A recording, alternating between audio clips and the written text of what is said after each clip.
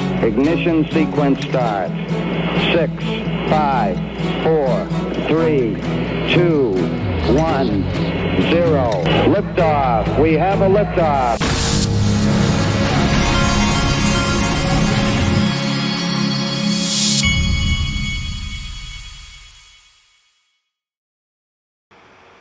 Hey everybody, this is the Digital Asset Investor, and this is something that I have gotten question after question about on this channel for years. And so I'm gonna, I'll tell you what I did. For years I've been hearing people have been asking me about, whether they should form trusts and all. And I'm not an attorney, by the way, but these guys are. I have a few rules. First rule for my financial life is I don't use middlemen. I'm not going to, whether it's an LLC or a trust or anything else, I'm not going to go through someone. I'm going to go directly to the source, which is an attorney. To me, it's absolutely insane that people would go through a middleman that's going to basically put their hand in the middle of the transaction and then basically refer you to an attorney. So what I did is I went right to the source. I did a lot of research, and Wyoming is the best state, in my opinion, for digital assets and trusts combined, because they have the most progressive digital asset laws in place already. So I went and did the research and found a Wyoming attorney that does trusts for a very reasonable price. I've heard crazy prices of people forming trusts for $15,000. That's nuts. So I'm not going to say how much this guy charges. That's not appropriate. But and by the way, it's not a sponsor. I'm just telling you what I did. I went and had, and let me show you what his name is. And by the way, his website is wyotrustattorney.com. That's wyotrustattorney.com if you want to go talk to these guys. But what I did, and here's the attorney. His name is Nicholas McDaniel. I think that they're based out of several places. They've got a Casper, Riverton, Jackson Hole, and they're, of course, nationwide. You don't have to live in Wyoming to form a trust. So he helps create the Asset Protection Trust, which is what I'm doing with him. So anyway, take out the middleman, so it's not near as expensive for you. He also can form Wyoming LLCs for you and all that, and it's also much less expensive than a lot of the numbers I've heard thrown around. And by the way, one thing I learned from talking to him, he goes to church with Senator Loomis. So this guy's plugged into digital assets, understands all of this. And so what you do is, the way his business works is you go onto this website, and again, it's wyotrustattorney.com. And you go up here in the right corner, you hit book a consultation, and what he does is you fill in all your information. And by the way, like I said, he's not a sponsor, but do this when you click book your consultation, type in DAI sent me. I'm not getting paid for it. I just wanted you to let him know. But you click book your consultation, you put in your information. I want to say the consultation was $250, but what he does is he applies that to your trust when you go forward. So it's a very cool process. You get on the phone, tell him what your situation is, and then he helps you create a trust. And I would encourage you to ask him about the private trust company too, which is what I talked to him about as well. Very smooth process and setup. So go check that out. Now, here's the other part of that. Caleb and Brown, who is one of my sponsors, they can once you have a trust that's been created, then you can get with them and you can open an account in the name of your trust, and you can have all of your digital assets there at Caleb and Brown in your trust. It's about as smooth and easy a process, and you're going to get free institutional custody for that XRP there, and you're going to get a broker you can actually speak to. If you want to open a Caleb and Brown account, or if you've already got a trust and you want to open a trust account, go to xrpwealth589.com and you can it'll take you to my page here on Caleb and Brown. You click sign up today.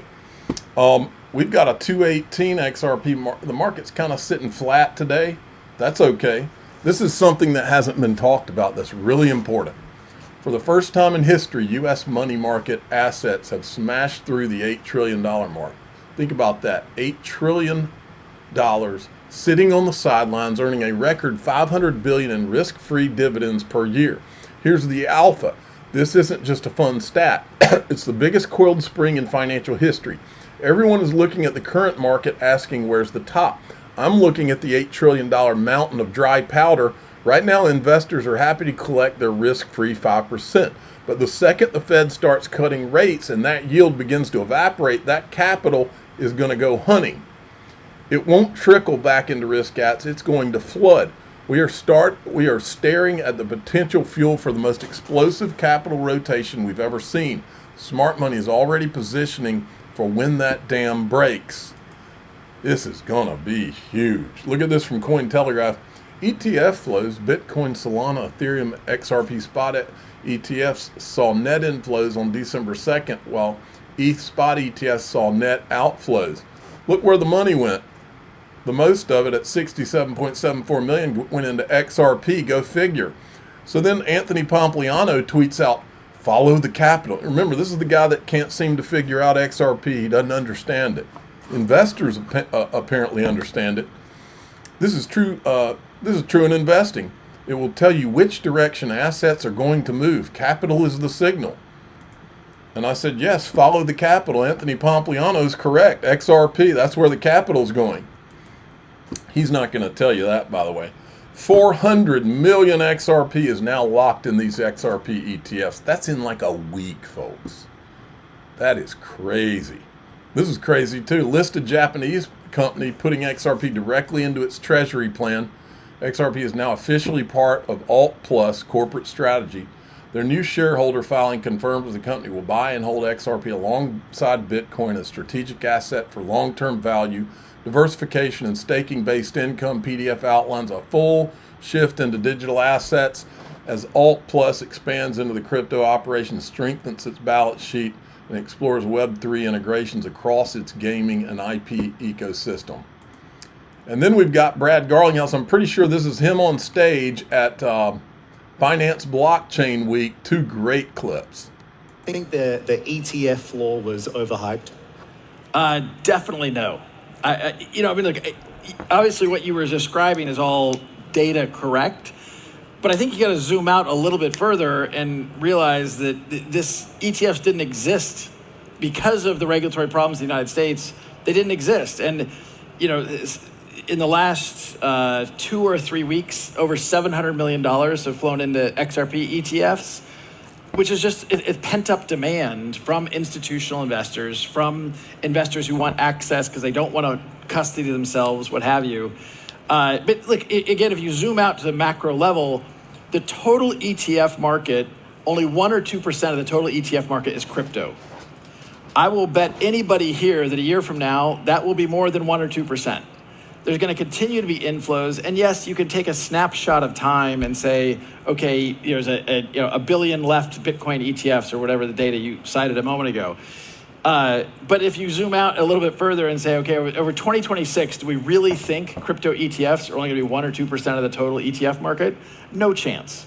And so that again is one of those macro tailwinds where Ripple sits in a position where we see, particularly from our Ripple Prime, the prime brokerage business, we see a lot of interesting activity where institutions that have been on the sidelines, maybe because of regulatory clarity, maybe because of risk aversion, for whatever reasons they've been on the sidelines, they're getting it, and they're starting small, and they're going to walk, then they're going to crawl, then they're going to walk, then they're going to run, and I think it's going to create a lot of tailwind.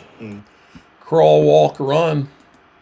And then here he is again talking about what he's expecting. Crypto has gone through cycles, and when you have risk on, people are excited. There are, now you have kind of a risk off moment. There's uncertainty.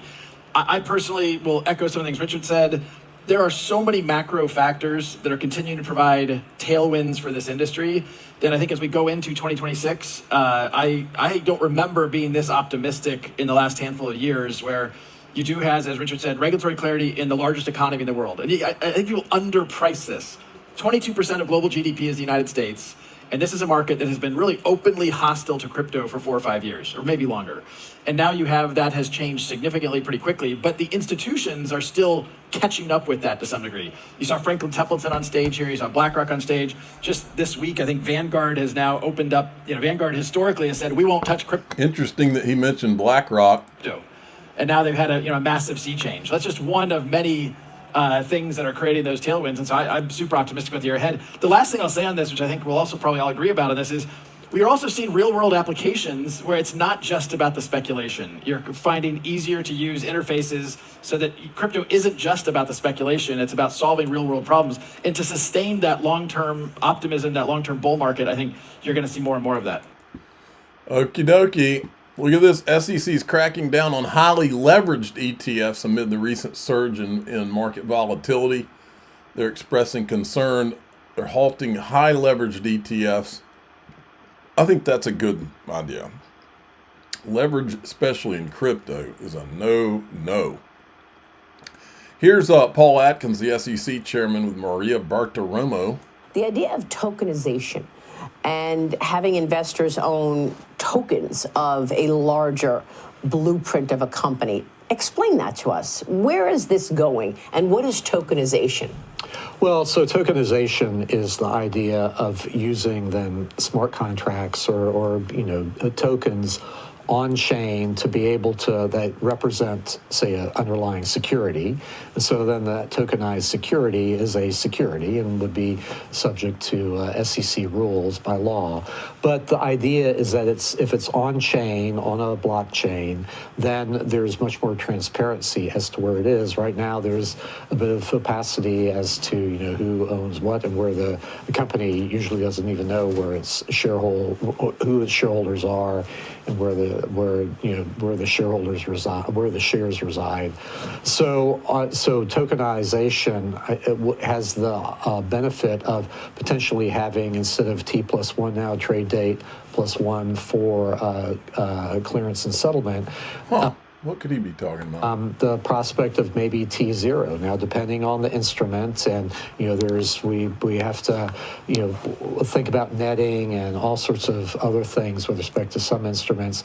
But in principle, the idea of on-chain delivery versus payment and receipt versus payment, DVP, RVP on-chain, is a prospect of de-risking the markets, making them much more transparent and then sure as far as clearance and settlement, because it's always that's the gap between clearance and settlement and then delivery and payment is the real introduces risk into the system. Do you expect?